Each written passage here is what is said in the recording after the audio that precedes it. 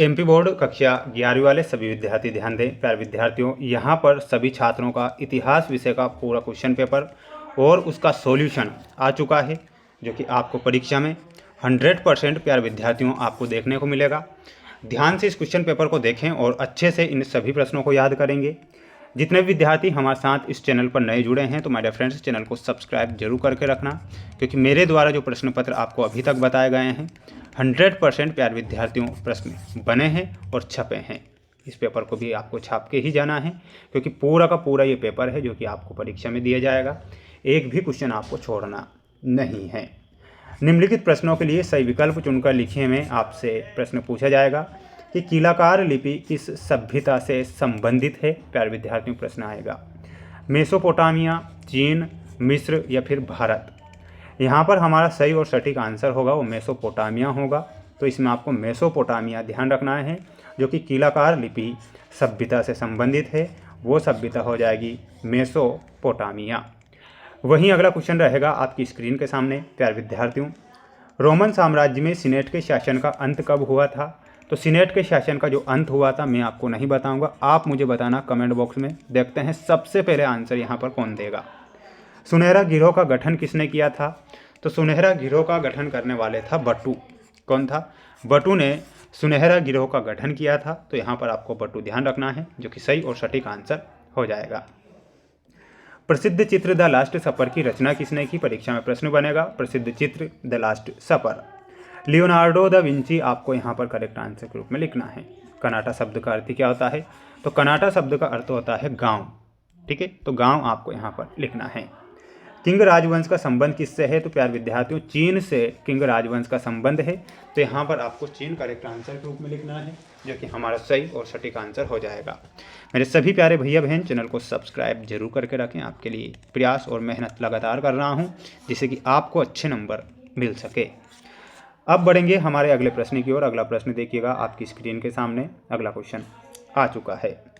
राजा जिमरीलिम का राजमहल में स्थित है। तो यह कहाँ पर स्थित है? यहाँ पर आपको ध्यान रखना है मारी। रोमन साम्राज्य में परिवार का प्रचलन था। तो इसमें आपको ध्यान रखना है एकल परिवार या एकाकी परिवार। कैसा परिवार? या तो आप एकल परिवार लिख सकते हैं या फिर आप एकाकी परिवार भी लिख सकते हैं, जो आपको अच्छा लगे वो लिख देना। चीन की दीवार का निर्माण ईसा पूर्व में हुआ था।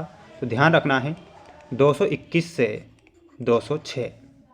पादुआ विश्वविद्यालय में स्थित है। तो इसमें आपको ध्यान रखना है ये कहाँ पर स्थित है? इटली में स्थित है। इटली ध्यान रखना है। कैनबरा की राजधानी है। तो कैनबरा जो है कहाँ की राजधानी है? इसमें आप करेक्ट आंसर लिखेंगे ऑस्ट्रेलिया की राजधानी है कैनबरा। रेड गार्ड्स मुख्यतः का इस्तेमाल किया गया है। तो रेड गार्ड्स में मुख्यतः छात्रों का इस्तेमाल किया गया है। यहाँ पर आप लिखेंगे छात्रों का। नेक्स्ट क्वेश्चन की ओर बढ़ेंगे। अगला क्वेश्चन देखिएगा आपकी स्क्रीन के सामने। नेक्स्ट क्वेश्चन है जिसमें आपको सत्य असत्य वाले क्वेश्चन दिए गए हैं। मारी के राजा एमोराइट्स समुदाय के थे। तो बिल्कुल प्यारे विद्यार्थियों, ये आपको सत्य के रूप में लिखना है, सत्य होगा। रोम में चांदी के सिक्के को सॉलिड्स कहा जाता था। तो ये आपको असत्य के रूप में लिख कर आना है। क्या लिखना है? असत्य। चंगेज खान की विधि संहिता को यास कहते हैं। तो बिल्कुल यास कहते हैं, ये आपका सत्य है। बड़े चर्च मैनर कहलाते हैं। तो प्यारे विद्यार्थियों दुर्ग कहलाते हैं, असत्य।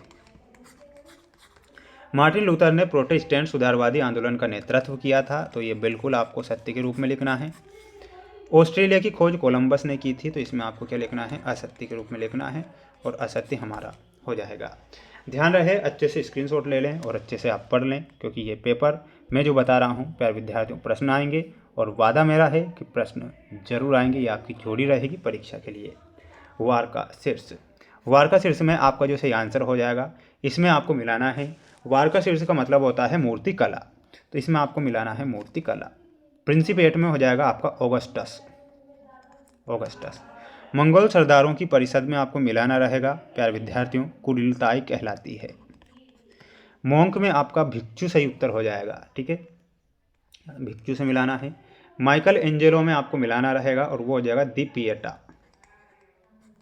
गुटेनबर्ग में आपको मिलाना रहेगा, और वो हो जाएगा छापा कहना। कैलिफोर्निया में आपको मिलाना रहेगा गोल्ड रश। ठीक है, तो ये आपकी जोड़ी रहेगी आपकी स्क्रीन के सामने।